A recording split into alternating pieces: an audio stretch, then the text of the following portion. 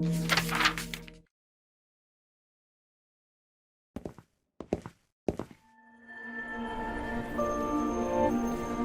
shopping mall, a common sight. A family, a common sight. Though seemingly mundane, these are truly the most blessed and rare of days. Thankful for the gift of routine, the couple enjoys their ordinary lives.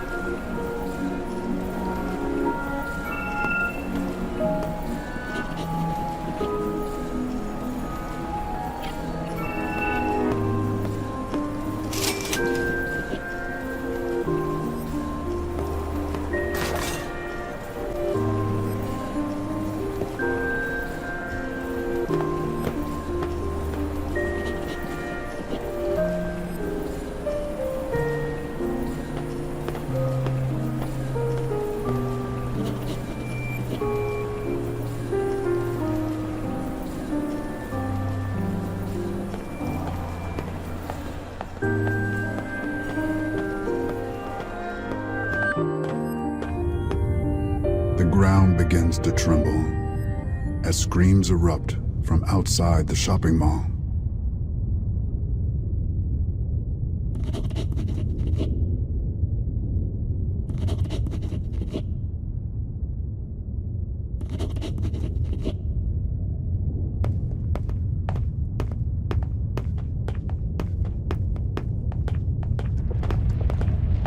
There, poised to attack their child, is what appears to be a massive flower.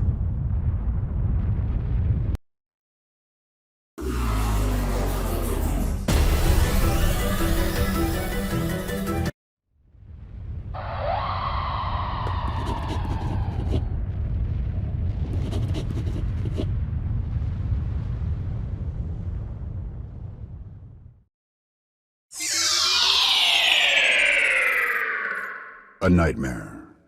One that repeats time and again and leads back to a reality of despair.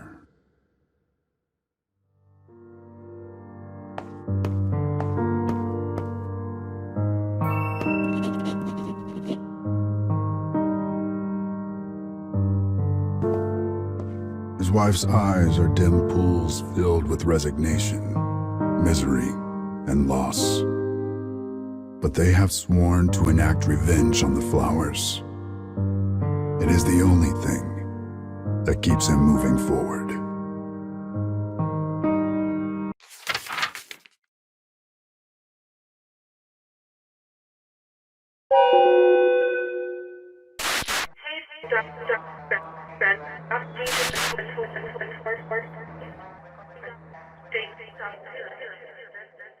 The announcement comes at the same time every day. It notifies those in white of meal times. As ever, the man dutifully makes for the feeding hall.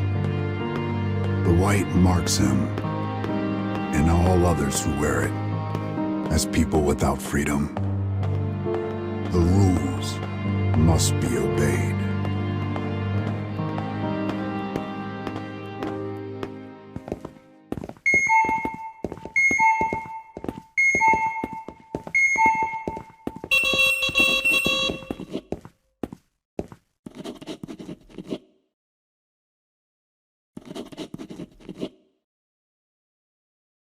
As the woman tries to escape, the hue in her eyes changes from unease to madness.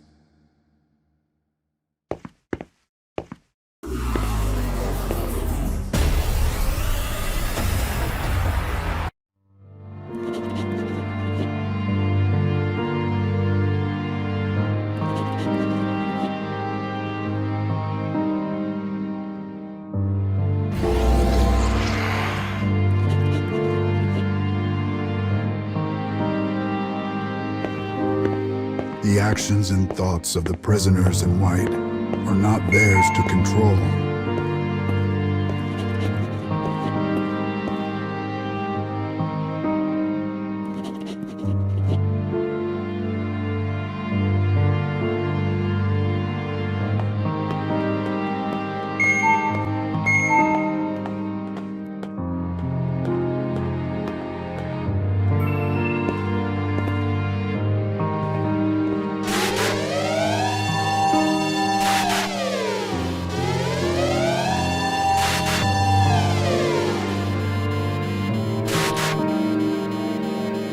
An alarm echoes through the facility, announcing the arrival of the flowers. The same unearthly beings that killed their son and tore their once happy family apart. They are the gravest threat the world has ever known.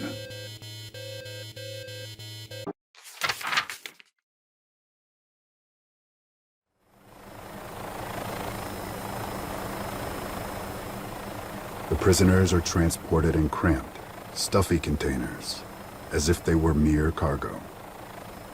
The flower threat has forced the government to conscript civilians as soldiers. The man and his wife are no exception to this rule.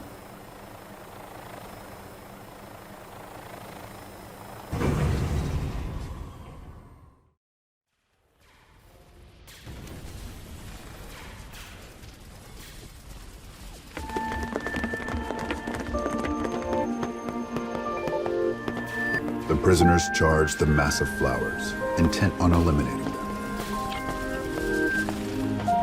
Another day, another battle, a common sight.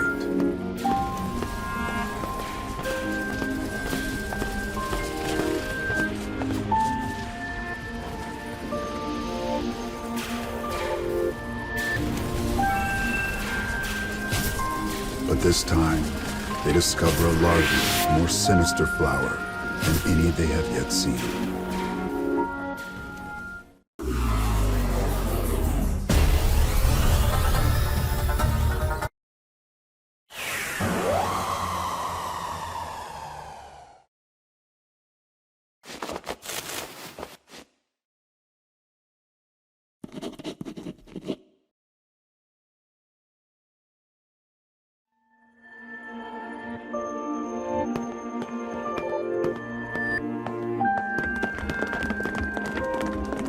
Just when all hope seems lost, their allies come to the rescue.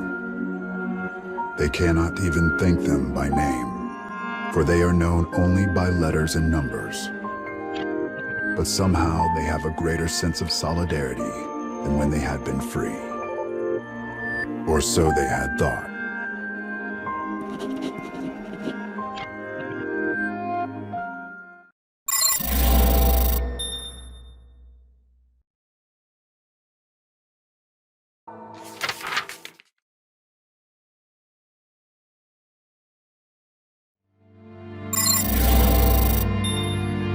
Their fellow prisoners remain frozen in place, like a people somehow out of time. The man and his wife look on, trying desperately to make sense of what is happening.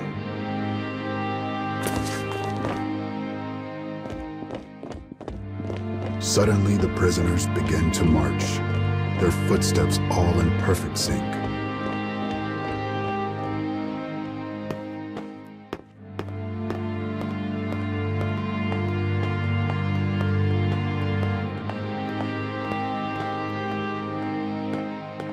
The man and his wife behold a sight most uncanny. Without a word, the prisoners begin to throw themselves into the depths below.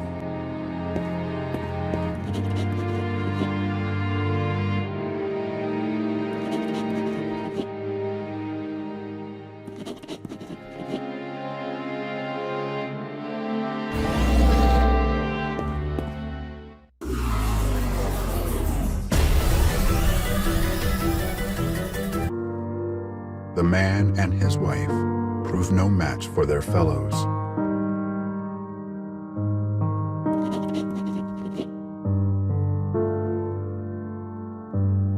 The officer begins to tell them about the strategy they use to fight the flowers.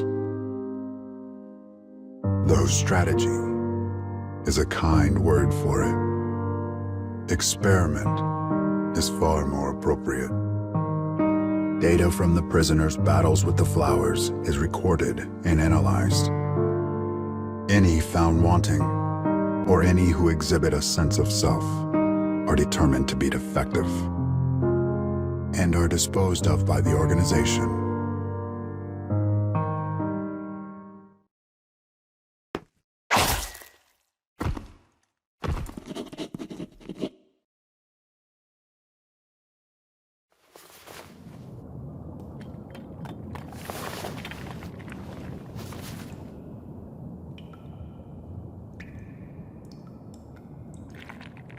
When the man awakens, he sees his fellow prisoners.